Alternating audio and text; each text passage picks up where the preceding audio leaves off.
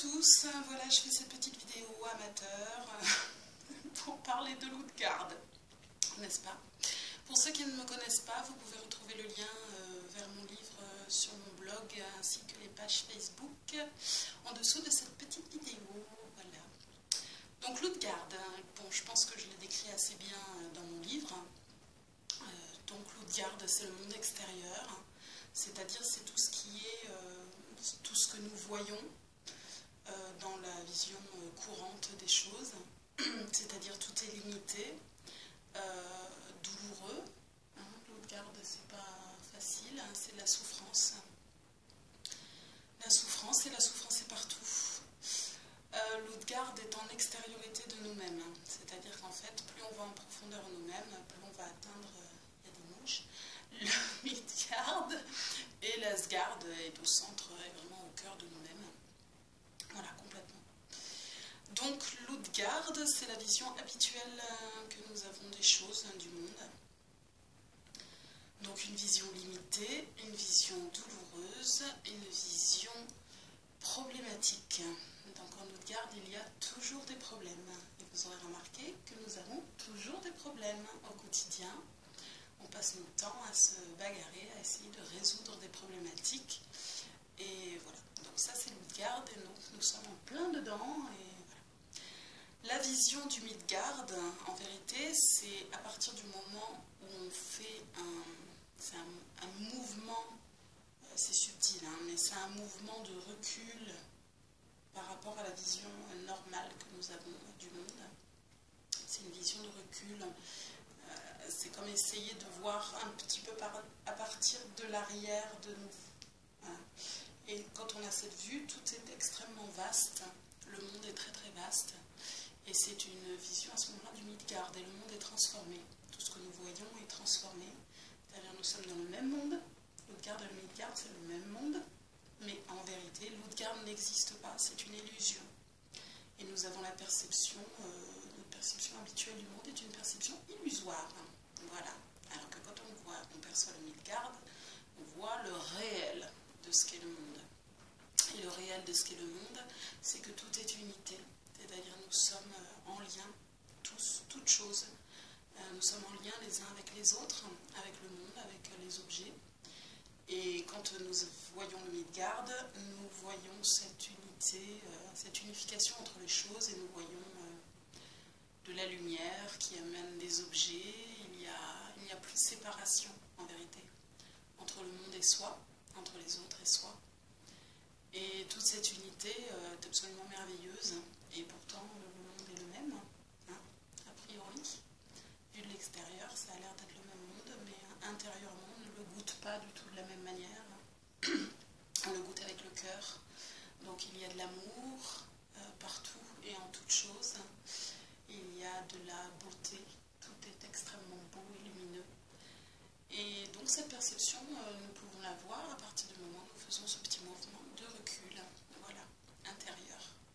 Donc c'est assez subtil, c'est difficile à décrire, mais bon, j'espère que beaucoup d'entre vous ont l'occasion ou ont eu l'occasion dans leur vie de vivre des petits moments, même très brefs comme ça, mais on s'en rappelle toute la vie parce que c'est absolument merveilleux et magique.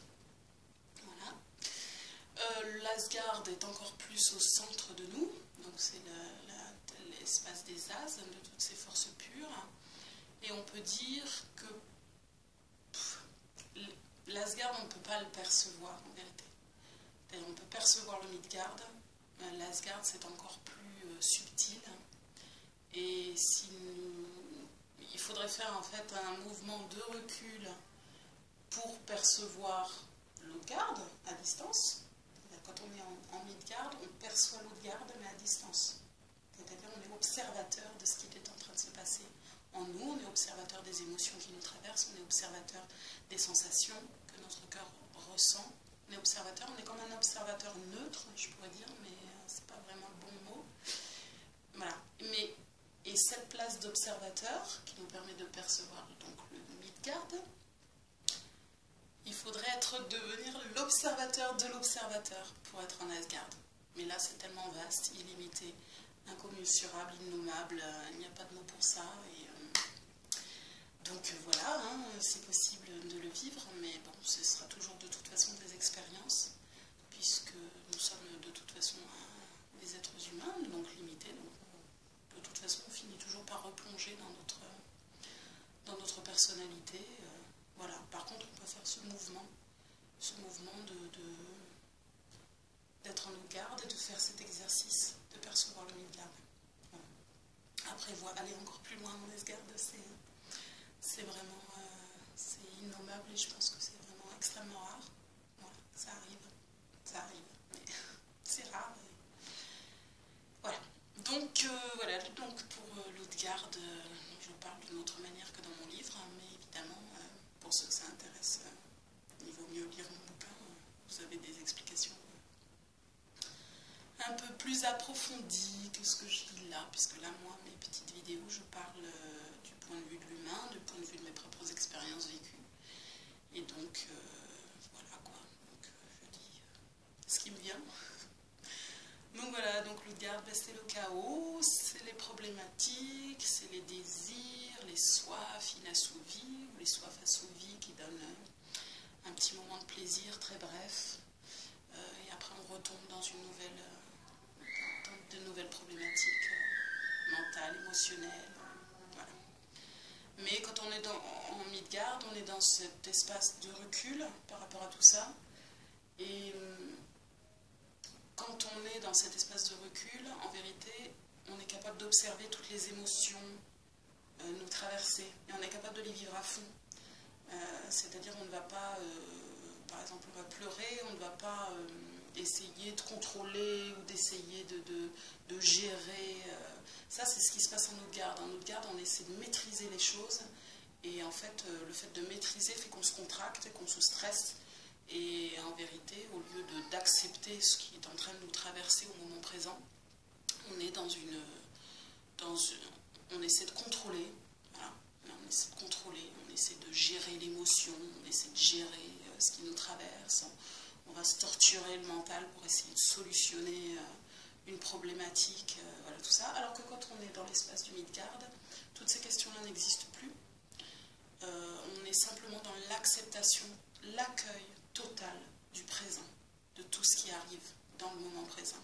Et si une émotion nous traverse, on va la vivre pleinement, à fond, entièrement. Elle va être complètement accueillie et il n'y aura plus du tout de tension intérieure. Voilà, l'Utgard, c'est le monde de la tension. On est toujours tendu, stressé. C'est difficile, c'est douloureux d'être en Utgard.